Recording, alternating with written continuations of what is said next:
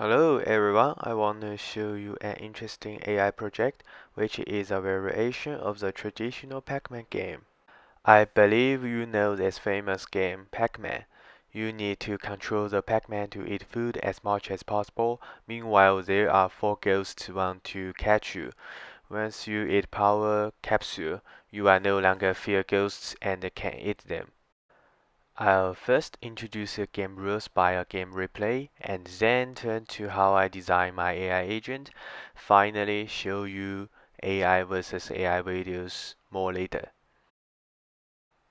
Okay, there are two teams. Each team has two players.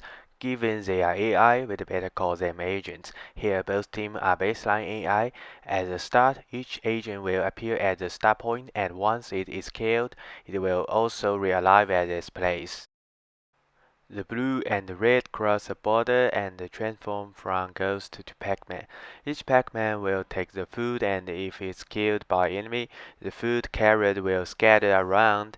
Only if a Pac-Man takes the food back to their own land, they could get the score.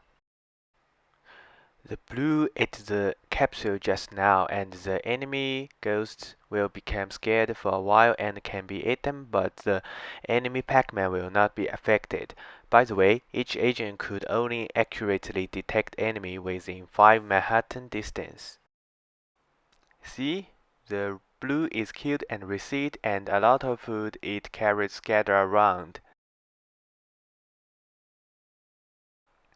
Finally, the red carry back food and get a score. By the way, if the score is positive, red team is leading. If negative, blue team is leading.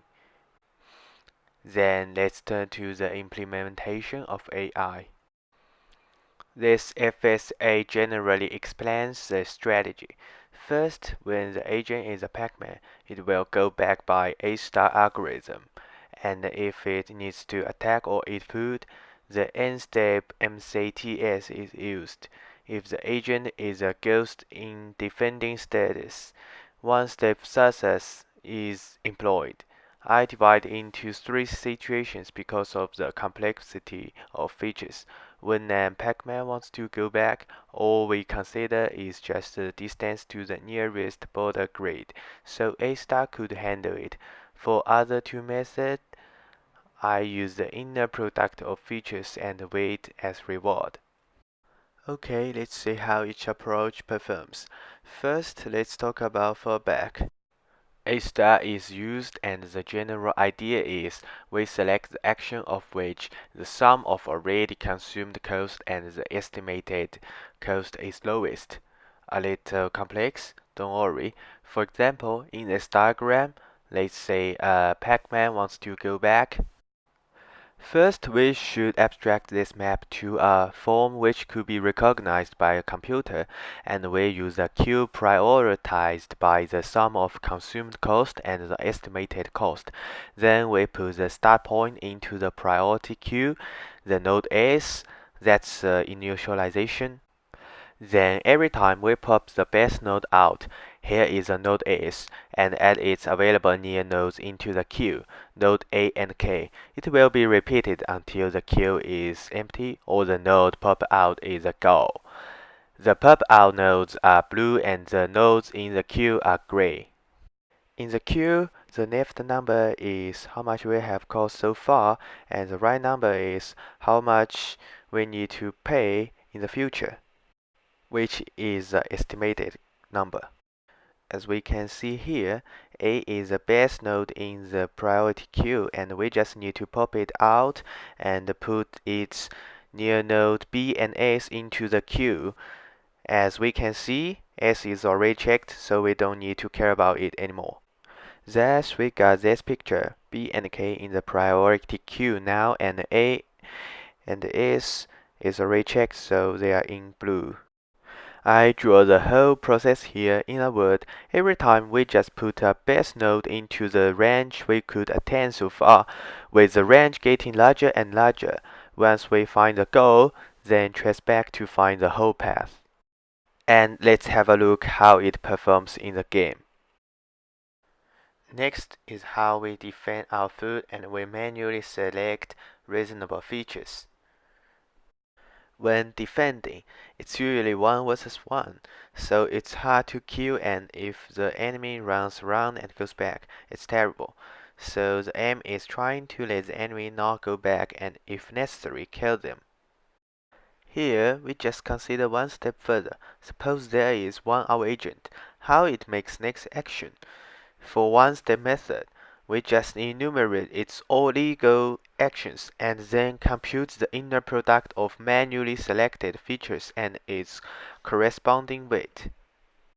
Therefore, we could evaluate these 4 actions and find the best one. Due to the limited detection, I use the lister to track the lost food on the map and will keep the record for 5 turns.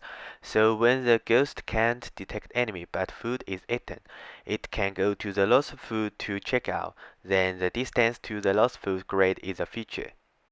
When the ghost can detect enemy, it will predict the fallback path by A-star algorithm. The distance to the mid grade on the path is the second feature. What if there is no food lost and no enemy ghosts detected? The number of detected borders is the third feature, which means the Manhattan distance to the border is no more than 5. Thus, the agent could compute the sum of the multiplier of features and weight for each available actions of current state and find the best one to operate. Okay, let's turn to the final part, the Monte Carlo train search. This is an algorithm to consider the current state as root and simulate what will happen to construct an asymmetric train and backpropagate the reward to the root. There is a diagram of one iteration. Each node represents a state of a game and will record how much reward has been accumulated and how many times the node has been visited. Selection means we need to select a node and expand the node. The balance of exploration and exploitation is necessary, which means we need to select the nodes with high average score and we are supposed to try others as well. UCT and Epsilon greedy are 2 famous policies to handle it. Then we expand a new node. Here we do the simulation to evaluate how much score we could get at this node through the previous nodes. Finally, backpropagating all the nodes pass by. Due to the computing limitation, only 1 second, we can't simulate too much, so some adaptation was made. The features were manually selected and the score can be computed like in defense section. Then this score could be used as a reward. The depth of the train is limited and the manually probing method is developed to improve living rate of agent and the efficiency of the train.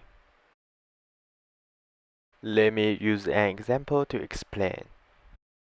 Assume there is a ghost and the Pac-Man is our agent. So this is the root node, how the Pac-Man decides its next action.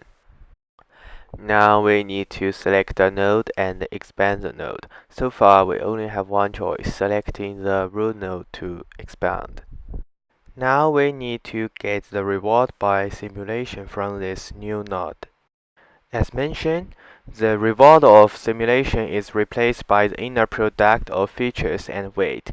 Suppose the result here is 0.6 and the 1 means we have already visited this node for 1 time.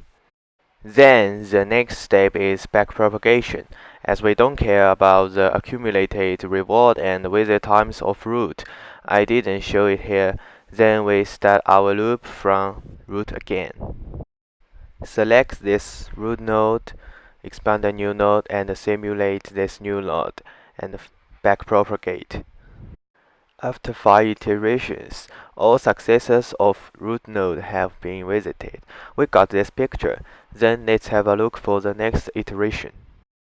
As for the selection policy, the epsilon gradient is employed, which means every time we need to select the best successor node with possibility 1 minus epsilon, or randomly select one with possibility epsilon. Assume the next action select at root is go left in next 3 times, the 1.1/1 node. Then we expand this node and get the reward from the simulation. and then backpropagate.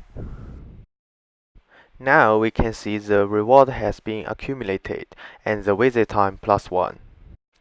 Then we just do the same thing again and again. As shown, we got the result slash visit times and then backpropagate to the node. And this is just a part of the whole process. There will be more nodes. So far we have seen how it works, and it will construct a tree, and then we could find the best action by the average score, which is accumulated score divided by visit times. Then let's go to the last part, how we manually pruning the tree to improve the efficiency. Considering the features of the map for this game, there are a lot of dangerous dead-end paths. This is the root node just now and all the food is in the dead end.